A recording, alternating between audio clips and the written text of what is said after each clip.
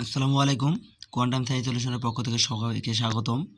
আজকে আমরা এইচএসসি 2026 বাংলা দ্বিতীয় পত্র লিখিত অংশর যে গুরুত্বপূর্ণ অংশগুলো আমাদের পড়তে হবে সেগুলো নিয়ে তোমাদের মাঝে উপস্থিত হয়েছি।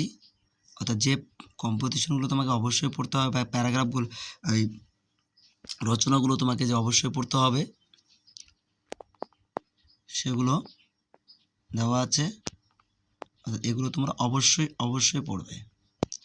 অর্থাৎ এখানে আমাদের অনেক মার্ক, অর্থাৎ অবশ্যই 15 থেকে 20 লাইন আমাকে 20টি করে যদি আমরা পয়েন্ট দিতে পারি সেক্ষেত্রে আমরা ভালো একটা মার্ক এখান থেকে আমরা পাবো। অবশ্যই তোমরা এই রচনাগুলো মিস করবে না, অবশ্যই পড়বে। যেমন স্বদেশপ্রেম এখানে দেওয়া আছে, কৃষিকাজে বিজ্ঞান, মানব কল্যাণে বিজ্ঞান, পরিবেশ দূষণ ও তার প্রতিকার, বাংলাদেশের প্রাকৃতিক দুর্যোগ, বাংলাদেশের পোশাক শিল্প, বাংলাদেশের পর্যটন শিল্প, মাদকাসক্তি ও তার প্রতিকার, দ্রব্যমূল্যে বৃদ্ধি ও তার প্রতিকার, অধ্যবসায়। এরপরে দেখো সংলাপ রচনা। যে সংলাপ রচনাগুলো তোমাদের বরাবর আসে থাকে সেই সংলাপগুলো এখানে 10টা দেওয়া আছে। এই 10টা অবশ্যই তোমরা পড়বে।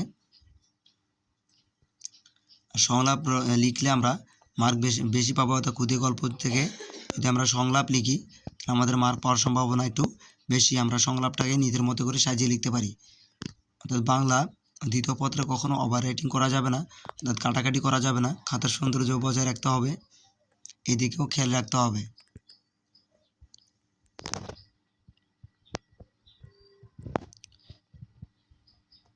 অর্থাৎ যে সংলাপগুলো আমাদের ইম্পর্টেন্ট সেই সংবাদগুলো এখানে লেখা আছে।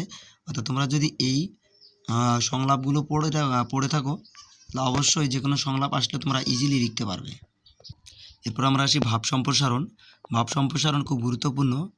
অর্থাৎ ভাব সম্প্রসারণ আমরা সারাংশ সারমর্ম আছে এগুলো লিখবো না, এগুলোতে মার্ক কম পাওয়া যায়। কিন্তু ভাব সম্প্রসারণ লিখলে আমরা একটু মার্ক বেশি পাবো। অর্থাৎ আমাদের কাছে সময় অনেক থাকবে, এ কারণে আমাদের যেগুলোতে মার্ক বেশি পাওয়া যাবে সেগুলোকে টার্গেট আগে বেশি করে করতে হবে। কেউ মনে করে যে ভাব সম্প্রসারণ তো বড় হয়, তো সারাংশ সারমর্ম 2 লাইন 3 লাইন একটু আমরা তাড়াতাড়ি লিখতে পারবো, মুখস্থ হবে। এটাকে কখনো প্রাধান্য দিবা না। অবশ্যই তোমরা এটাকে কল্পনা করবা যে আমাদের লিখতে হবে, একটা 10 মার্ক নিতে গেলে তার সামঞ্জস্য পরিমাণ আমাকে অবশ্যই লিখতে হবে এবং প্রশ্নের সঙ্গে যেন অবশ্যই সামঞ্জস্য থেকে যায়। অধিকাংশ প্রশ্নের অ্যান্সার এবার এইচএসসি দ্বারা দিয়েছে, তাদের প্রশ্নের সঙ্গে কিন্তু উদ্দীপকের কোনো মিল নেই বা প্রশ্ন চাচ্ছে সেটা তারা লিখতেছে না। এমনটা করিও না কখনোই। প্রশ্নের সঙ্গে অবশ্যই উত্তরের মিল থাকা চাই। তোমাকে হুবহু মুখস্থ লিখতে হবে এমন না, যেন প্রশ্ন যা বলছে তোমার উত্তরে যেন তাই প্রতিফলন হয়। দেখো ইমেইল বা বৈদ্যুতিন চিঠি এখানে আছে, যে কোন ইমেইল বা বৈদ্যুতিন চিঠিগুলো আমরা পড়ব। বিশেষ করে দেখো ইন্টারনেট, মোবাইল, ফেসবুক যত সোশ্যাল মিডিয়া যেগুলো আছে সেগুলোর সুফল কুফল সম্পর্কে আমাদের বন্ধুর কাছে বৈদ্যুতিন চিঠি লিখতে বলা হয় বা ছোটো ভাইকে পরামর্শ জানিয়ে বৈদ্যুতিন চিঠিগুলো লেখা হয়। শিক্ষা সফরে যাওয়ার আমন্ত্রণ জানিয়ে, অর্থাৎ শিক্ষা সফর একটা আমাদের প্রত্যেকেরই গুরুত্বপূর্ণ একটা অংশ। অর্থাৎ শিক্ষা সফরে যাওয়া সবারই একান্ত প্রয়োজন।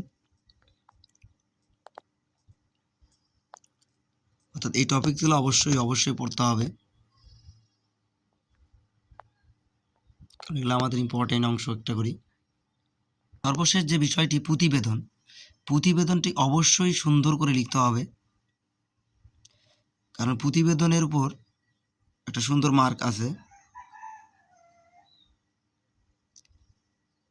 তো আমাদের এখানে যে প্রতিবেদনগুলো আছে সেগুলো খুবই গুরুত্বপূর্ণ। এই প্রতিবেদনগুলো অবশ্যই আমরা পড়ব। এখানে বেশ কিছু প্রতিবেদন দেওয়া আছে।